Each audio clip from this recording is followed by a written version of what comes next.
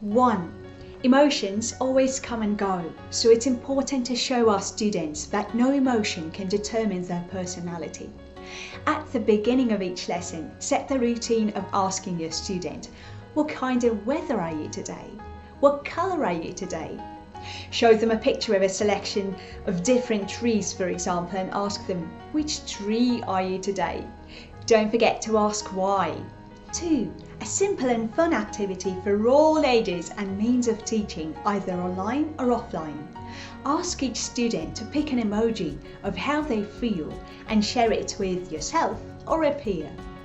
Alternatively, expose your class to a feeling cloud and get them to pick their current emotion or an emotion they'd like to experience more. Add emotions that are not there, pinpoint the new words denominating emotions, or explain to you where different emotions are located in their bodies. 3. A speaking/reflection activity.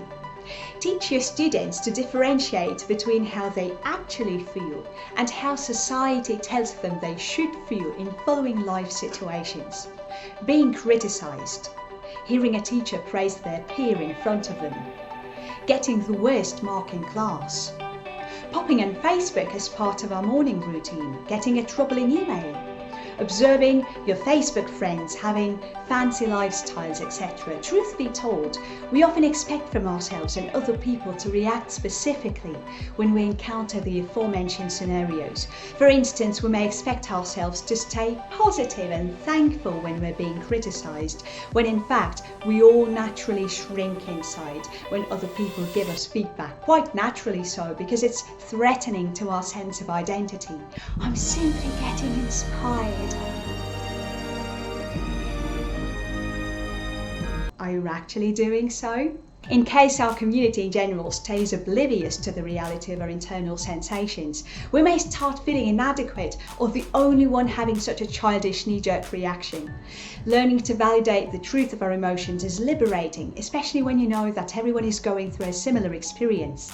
Actually, I would encourage you to pick a scenario from the ones I mentioned before and describe in a comment below how you actually feel in that situation versus what you think the correct reaction would have to look like. 4. Perspective travel. I've talked about perspective travel before in my critical thinking video, and I thought it might be a good idea to address it from an emotional literacy perspective. Ask your students to think back to a recent conflict or social tension they had or observed. Now, ask your students to step into every person's shoes in that scenario and describe the situation from their perspective. You may want to do a role play or a drama activity, or ask a brave volunteer to suggest a situation they might be willing to discuss openly in class.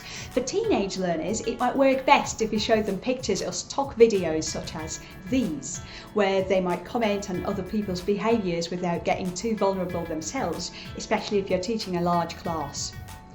5. Teach your students to locate emotions in their bodies. This may play out to be a listening activity where students listen to you name various emotions such as fear, joy, envy, anxiety and so on, and look for a sensation response in their bodies. After that, the students discuss and compare the various responses they'll have found. You may choose to share the emotional body chart with them as they finish, or get them to come up with their own one and draw like the little icons. This work lays the foundation for awareness training and also concentration and mindfulness work. English lessons, when taught in a conscious way, may become a real playground for people to investigate their lives while also learning a foreign language at the same time.